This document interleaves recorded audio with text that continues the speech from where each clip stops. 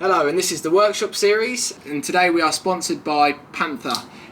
They've sent out a lovely package for us to unbox, and we have a 100-foot reel chain in there, and a chain breaker, and a rivet spinner. Then we can be making our own chains. So we'll get this unboxed now.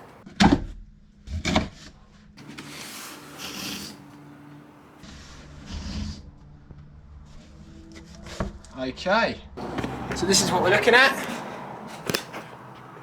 Got cool packaging here with the Panther logo on top and on the sides, and a bit of information. Got the tub, which is a 100-foot reel of Panther chain.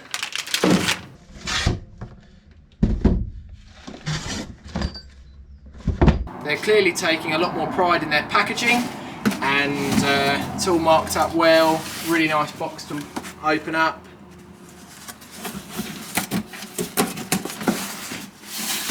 So we'll put that to the side. Right, we've got our tub.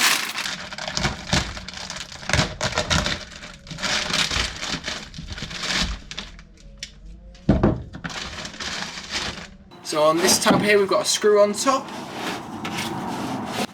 Screw that off. Okay, and inside, first off, when you take the lid off, we've got some boxes for making the own chains, which is super handy. The links for connecting the ends together. And here we have it, the Panther chain. And we've got a 100-foot length chain. So before we can make our own chains, now we've got that, we need to get these bolted to the benches. Right, so we'll open this up.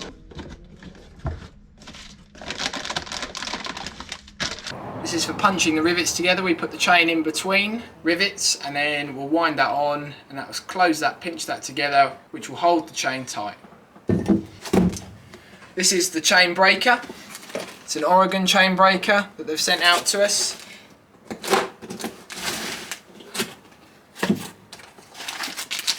So this is the bar for pulling them down. Chain breaker.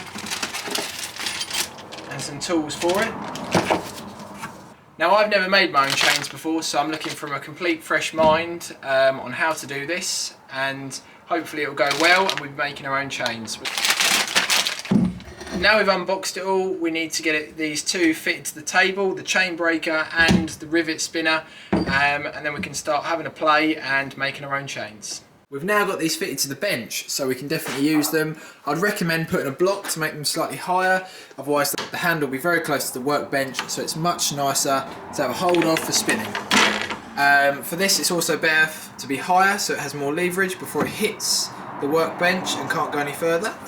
I had one go before filming on making the chain, and I mucked up straight away. I'll show you what I did so you don't make this mistake. I ruined the pin on here, and it comes with the second one luckily, and that's because I was sitting it in this groove here, which is not very deep. So when it was pushing down, it wasn't able to push the pin out and through because I was just pushing the pin into the block. So all it was doing was blunting the point. So what you need to make sure is you pick one with enough of a hole between, like those deeper ones, so the pin can then be pushed out and in through. We're going to make some 12-inch bar chain for my 201. They are 44 drive links, so we're going to count those, get the Sharpie out, and do it that way.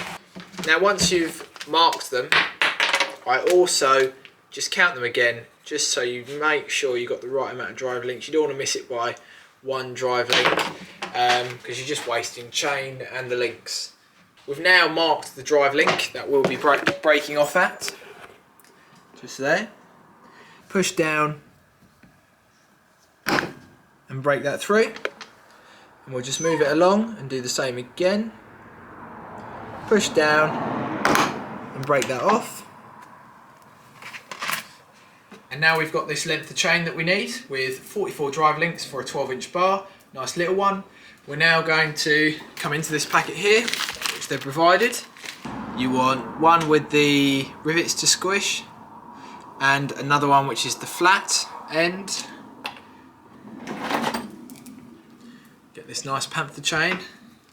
Now you want to make sure it's the right way up as well. There's a slightly rounded side, and that is the bottom, which you can see on all the other ones. Put that through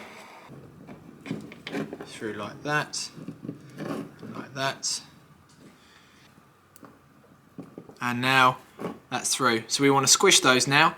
Here is the spinning side, and we want the rivets that we're squishing to be on that side.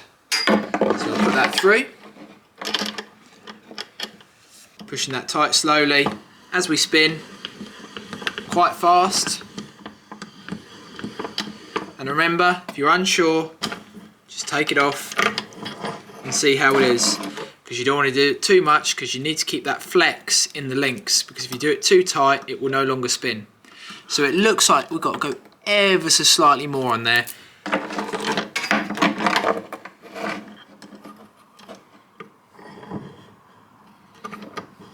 But only ever so slightly. And the way to kind of tell if you've done it enough is just compare it to the other ones that the manufacturer have done back at Panther. So you can see here, that's the one that's left to do, that's the one we've done, and it's roughly the same size as all the others. You've still got the flex in there, push that in, spin quite fast as you slowly tighten that.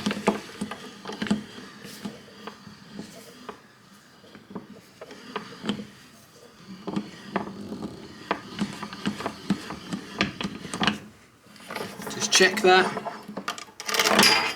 because remember we don't want to do it too much and lose the flex in the chain. I'm pretty happy with that. Quite like to try it out on one of the saws. Okay, so this is the first ever chain that I've made and now trying out to cut a piece. I'm going to be using these ear defenders from Steel. They're Bluetooth, so you can play music. Love them, but I did break them, so the music doesn't work anymore. So Steel, if you want to send me a new pair, that would be lovely.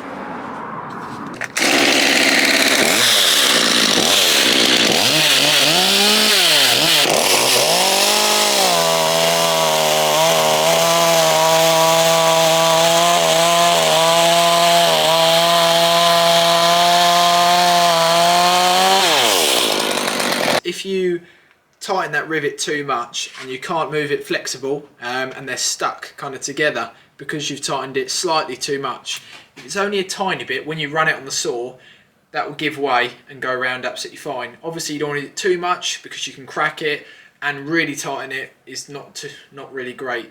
But if you have tightened it and you think, oh, that's a bit much, don't break it and redo it. Run it on a saw, see what it's like.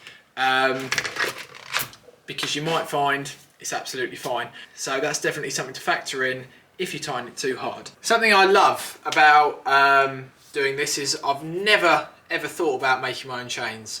I've always just thought, what's the point? So much easier just to buy these boxes off the internet, and you can just order them, they're made. But it's kind of opened up something new. You could say they look expensive, but that's because you're buying it in bulk. You're probably spending a lot more money buying your own chains in these boxes than actually making your own. This reel I think is valued at about 260, 250, something like that. I'll just put it up there. You're getting a lot for your money. If you ever are needing buying anything, go to chainsawbars.co.uk. They've got everything you need. You think you've got 2 foot reels on an 0-0 12 inch. So you can buy an Oregon chain that's 12 inches at a price of £17. Okay, so if we just say there is 2 foot per chain at £17, 100 divided by 2 is 50, so that's 50 chains out of one reel. And if you times 50 by 17, that's £850 you're spending. You're spending £850 on 50 12-inch chains, or you're buying a reel for £250, £260, there it is again, and making your own. You're saving a hell of a lot of money there. But it also means you're flexible to what size you chains you want. You've got 14-inch bars, 12-inch bar, 18-inch bar, 24-inch bar. You just make the size you want, super quick and easy, as you've seen in here.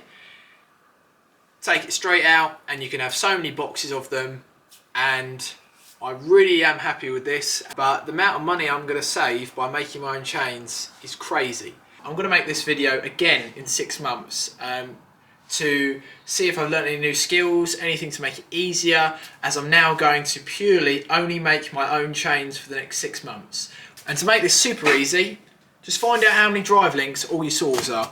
I've done that with mine, just on the inches I run. Thank you very much for Panther sponsoring this and chainsawbars.co.uk.